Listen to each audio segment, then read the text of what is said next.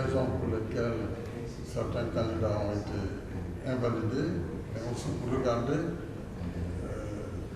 le diagnostic du logiciel lui-même qui a permis de faire la sélection au niveau du Conseil constitutionnel. Je suis pour un processus inclusif, transparent et apaisé qui permette un passage de relais dans la douceur et dans la paix. C'est ça qui est le plus important pour notre pays aujourd'hui. Vous avez raison, l'Afrique de l'Ouest aujourd'hui vit des moments extrêmement difficiles.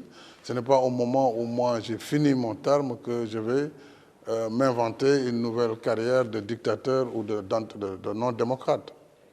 C'est un tableau qu'on peint, mais qui ne correspond pas à mon profil, qui ne correspond pas à ma personnalité et qui ne correspond pas à la réalité. La réalité, c'est que s'il n'y avait pas eu ces contestations crescendo, malgré les manquements, on aurait pu aller vers les élections. Mais appeler à enjamber et à poser le débat pour que l'élection soit plus inclusive et plus transparente, je pense que c'est ça qui est essentiel et non pas un jour après ou 2 mois après ou 3 mois après. Elle a estimé qu'elle avait le devoir, le droit de faire cette commission, elle a fait la commission, elle a voté. Je pense que ce qui est essentiel pour moi, c'est la stabilité du Sénégal. Et là-dessus, quel que soit le prix à payer, il faut le payer pour que ce pays continue sa trajectoire dans la stabilité, dans la démocratie. Maintenant, ils ont été éliminés pour cette raison, d'autres vont compétir alors qu'ils ont la double nationalité. Ils ont introduit une demande. Il est trop tôt pour moi d'apprécier cette perspective, parce que j'ai une réponse très précise, mais comme le Conseil doit statuer, il ne m'appartient pas pendant ce temps du Conseil de donner un avis quelconque.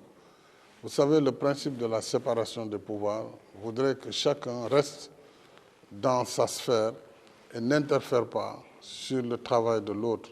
Le président de la République doit être saisi. Il a un délai pour répondre.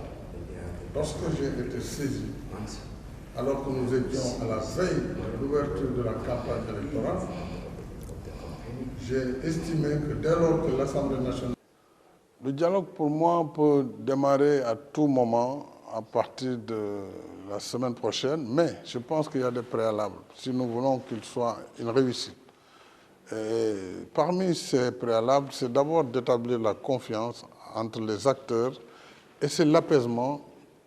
Il faut apaiser et aller au dialogue. Donc, peut-être d'ici quelques semaines, 1 ou 2 semaines maximum, si les acteurs l'acceptent, je constate avec beaucoup d'intérêt, de plus en plus d'acteurs qui sont d'accord pour l'idée du dialogue, ça veut dire qu'on peut arriver à quelque chose assez rapidement. Faire son travail, si le report est acté ou s'il n'est pas acté, il est rejeté, en ce moment, on avisera sur la suite. Oui, mon rôle en tant que président de la République, pour le temps qu'il me reste à la tête de l'État, c'est de toujours tendre la main et de dire aux acteurs politiques, faites attention, parce que nous ne sommes pas seuls sur la scène. Et si les politiques ne sont pas capables de s'entendre sur l'essentiel, d'autres forces organisées le feront à leur place. Et là, ils perdront tous, le pays avec. Donc oui, il faut contester, il faut dire ce que l'on veut, mais il ne faut pas dépasser les limites qui permettent au pays de maintenir sa trajectoire démocratique. Si on n'est plus en démocratie, on sera dans autre chose. Vous voyez que nous sommes dans un temps